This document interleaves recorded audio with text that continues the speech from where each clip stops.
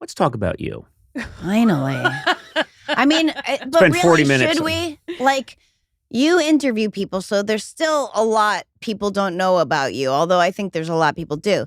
But is there anything left for me to reveal or say? I feel like, there was something when I was eating salad with everyone out there. Mm-hmm. We had a little bit of it was a festive day here at work.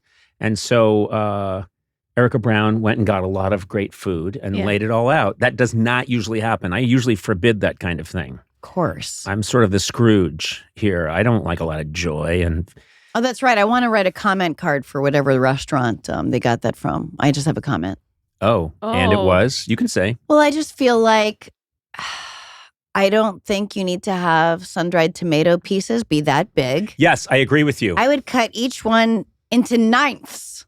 Sprinkle it in throughout the salad, not just on top.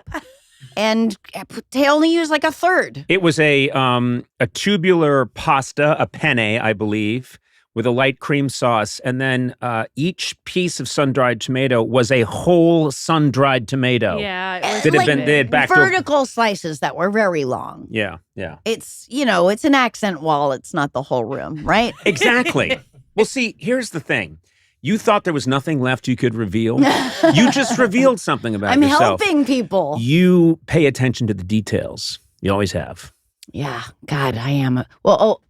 Because we were talking out there and I go, I don't think I have anything left to reveal of myself. And then y'all were like, well, how about the thing you just said? I go, oh, yeah, maybe, which is I have I feel rational fear of getting dementia and masturbating in public. Oh, that's specific. Very specific. And then even every once in a while, like every healthy person does, if I do choose to masturbate in a closet alone with several locks, I go, hold on a second. Do I have dementia and I'm elderly and I'm in a wheelchair at like my grandson's bat mitzvah right now? Bar mitzvah. Can I just say, these are not erotic thoughts. If you're trying to achieve the orgasmic state, right, you can't be thinking about, wait a minute, am I an incontinent person in a wheelchair? That's all I can. That's the only way I can come. No, that's crazy. Me too. I'm like, I'm so old. I'm so goddamn old. I'm just shitting myself constantly. Ah! Isn't it okay though? I mean, you can get away with it because you have dementia. I mean, it's not okay, but it's like, oh, she's got dementia. Yeah, but it's definitely not how you want to be remembered. Well, I don't know. Here's what I think about this sometimes because I may already be suffering from dementia. I don't know. That's how I feel very worried. But I sometimes, there's all these people that say, I don't want to be a burden on my loved ones. Yeah. I want to be a burden. What's the point of having kids otherwise? Exactly. I've worked hard my whole life, and I think I've been good to my wife and my children. I want to be an amazing burden, a huge burden.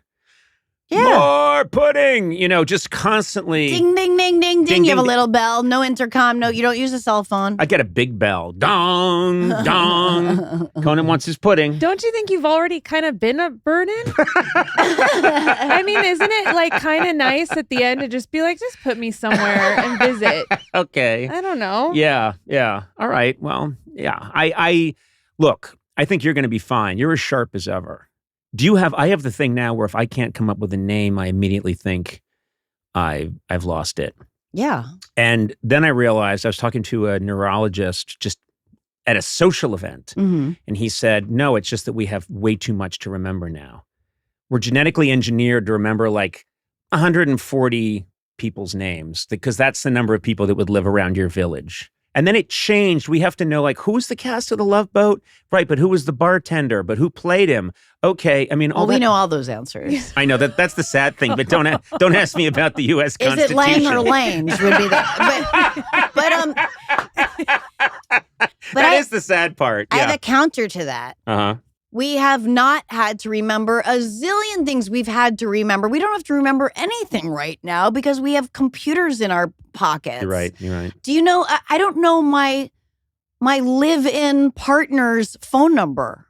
I mean, the only way, when the grid gets shut down by Russia or a some kind of natural disaster or whatever, we're all gonna have to just hope someone is at the phone number of the house where we grew up at, or our best friend at that time. Right. Because those are the only numbers I know, and probably the same for everyone. I have had moments where I have misplaced my phone. I don't know where it is, and I'm out in the world. And it's shocking how little you know in your mind. I mean, I don't know how to call just about anybody.